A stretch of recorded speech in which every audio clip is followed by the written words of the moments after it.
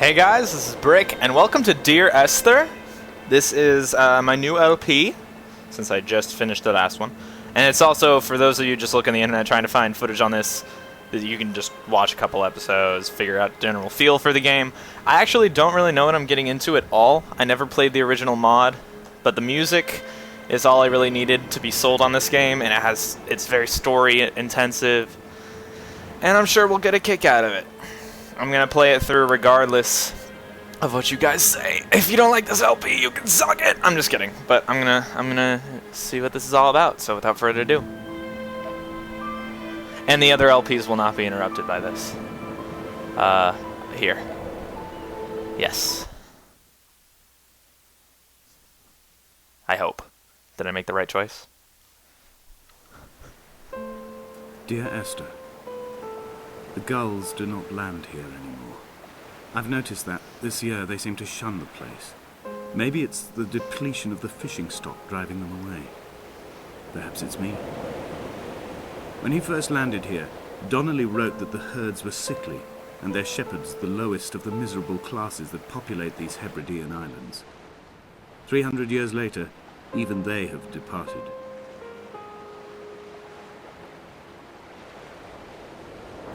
Oh, hey, look at that, I'm playing.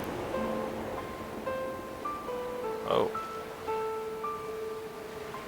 Oh, I do love lighthouses. Am I gonna be scared by this game? Automatic flashlight. Gross. E makes you kind of look closer at something. Alright, space does not jump. I don't know if there is actually a jump. Doesn't appear to be. History. Good. It's kind of spooky. I want to go up. Oh man, I want to go up.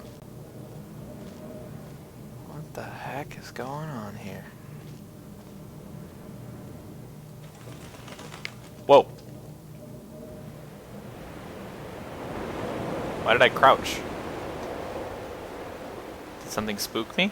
Did I get pushed down? My accent changed. I'm not sure why, since I don't have an accent. Alright, I guess let's go on.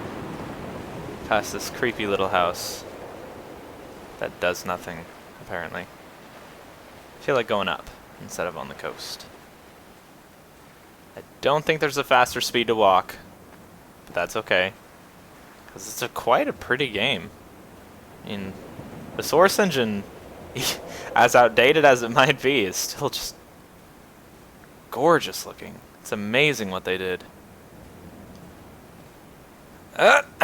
Yes. Didn't fall. Success. Donnelly reported the legend of the Hermit, a holy man who sought solitude in its most pure form. Allegedly, he rode here from the mainland in a boat without a bottom, so all the creatures of the sea could rise at night to converse with him. How disappointed he must have been with their chatter. Perhaps now, when all that haunts the ocean is the rubbish dumped from the tankers, he'd find more peace. They say he threw his arms wide in a valley on the south side, and the cliff opened up to provide him shelter. They say he died of fever 116 years later. The shepherds left gifts for him at the mouth of the cave, but Donnelly records they never claimed to have seen him. I have visited the cave and I have left my gifts, but like them, I appear to be an unworthy subject of his solitude. So it looks like if I had gone down the coast, it would actually follow a different story arc, which is what part of the appeal of this game. What the heck is that? Is depending on what path you take, the story will actually change, which I really like the sound of. So me playing the game will actually probably be a lot different than when you play it. Can I not go out this way?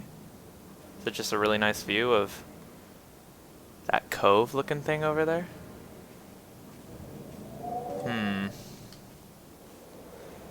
Mysterious.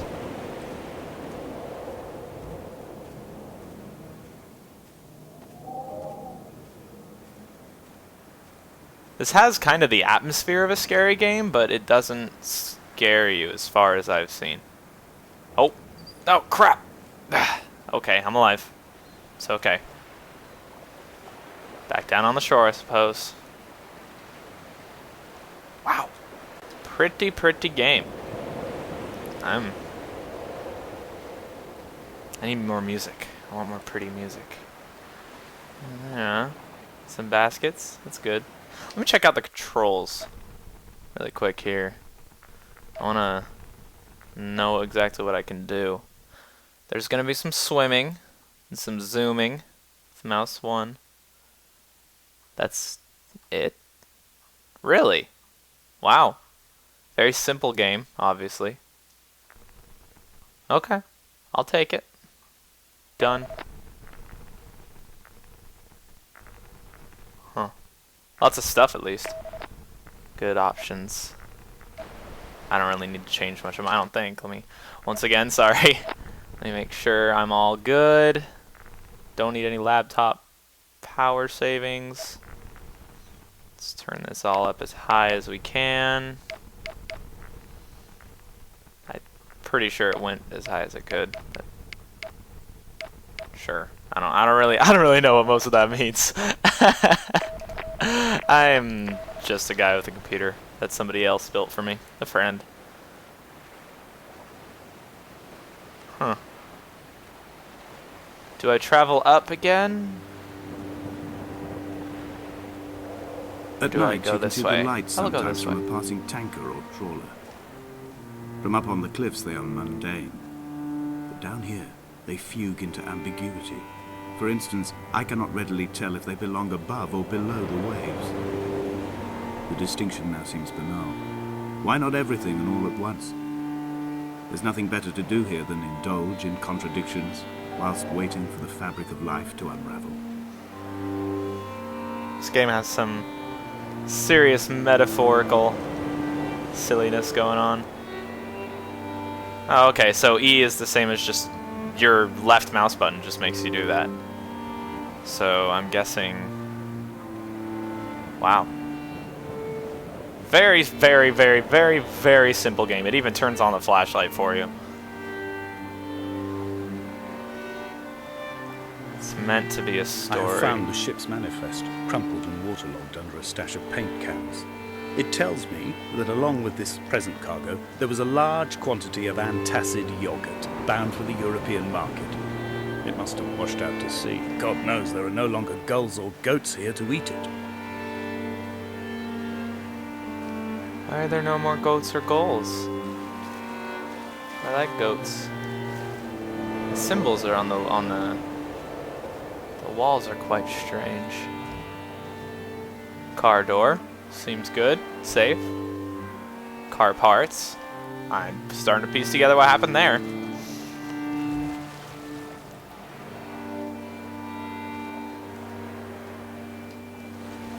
This game is intriguing.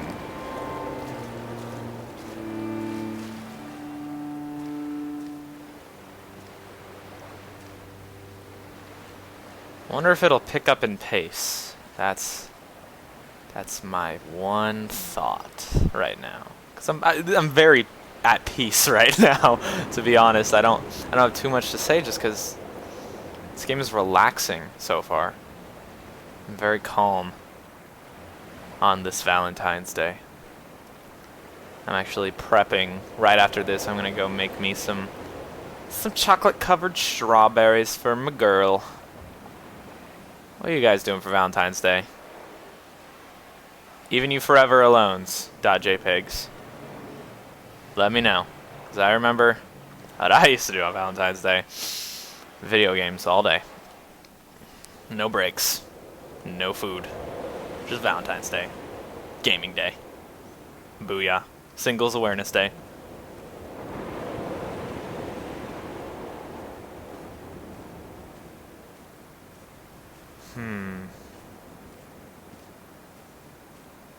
I have very quiet footsteps.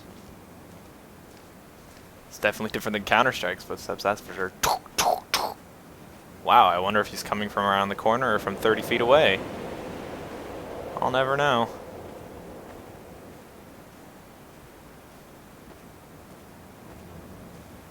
if I'm going to the radio tower? Ding! Reading Donnelly by the weak afternoon sunlight. He landed on the south side of the island, followed the path to the bay and climbed the mount. He did not find the caves, and he did not chart the north side. I think this is why his understanding of the island is flawed, incomplete. He stood on the mount and only wondered momentarily how to descend. But then, he didn't have my reasons. I'm not sure who I'm playing right now. Am I playing as the narrator? Or am I playing as Donnelly? Or am I know I'm not Esther, because this letter is to Esther. When someone had died or was dying, or was so ill they gave up what little hope they could sacrifice, they cut parallel lines into the cliff, exposing the white chalk beneath. You could see them from the mainland or the fishing boat, and know to send aid or impose a cordon of protection, and wait a generation until whatever pestilence stalked the cliff paths died along with its hosts. My lines are just for this, to keep any would-be rescuers at bay. The infection is not simply of the flesh. Huh. Wants to keep rescuers away? We are not like Lot's wife, you and I. We feel no particular need to turn back. There's nothing to be seen if we did. No tired old man parting the cliffs with his arms. No gifts or Bibles laid out on the sand for the taking. No tides turning or the shrieking gulls overhead. The bones of the hermit are no longer laid out for the taking. I have stolen them away to the guts of this island, where the passages all run to black, and where we can light each other's faces by their strange luminescence.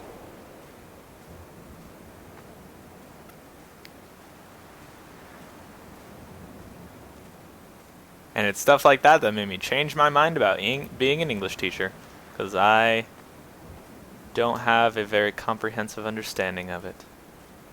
It is pretty to listen to, though. Oh, hey, I'm headed to that cove with that pirate ship looking thing. Cool. I didn't see the ship before. Dear Esther. Huh. I met Poole. I made my own little pilgrimage. My Damascus, a small semi-detached on the outskirts of Wolverhampton. We drank coffee in his kitchen and tried to connect to one another. Although he knew I hadn't come in search of an apology, reason or retribution, he still spiraled in panic, thrown high and lucid by his own dented bonnet. Responsibility had made him old. Like us, he'd already passed beyond any conceivable boundary of life. There's some incredibly faint heartbeats that I can hear right now.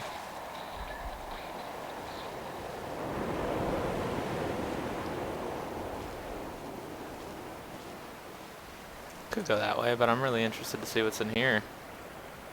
I find myself increasingly unable to find that point where the hermit ends and Poole and I begin.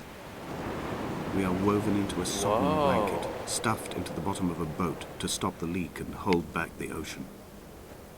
My neck aches from staring up at the aerial. It mirrors the dull throb in my gut where I am sure I've begun to form another stone. In my dreams, it forms into a perfect representation of Lot's wife, head over her shoulder, staring along the motorway at the approaching traffic in a vacuum of fatalistic calm.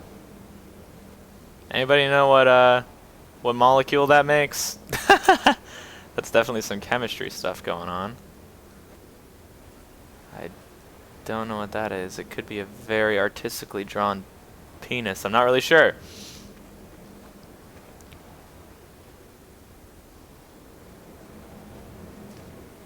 It's all very, very nice looking though. And very mysterious. Is that it in here?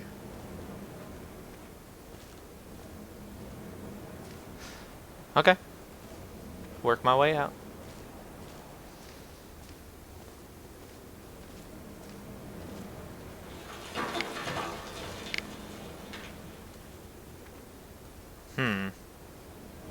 So spooky. A little spooky.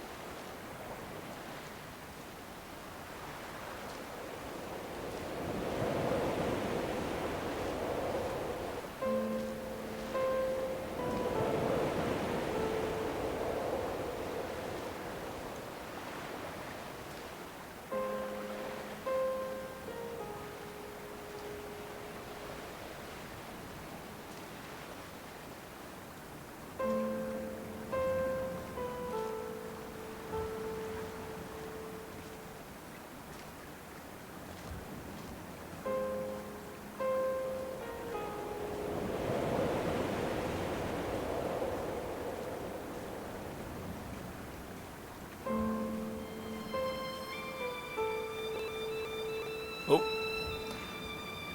Alright, well, thanks for watching, guys. Like, comment, subscribe if you want. I'll see you guys next time. I'm going to keep doing this. I'm done with you people.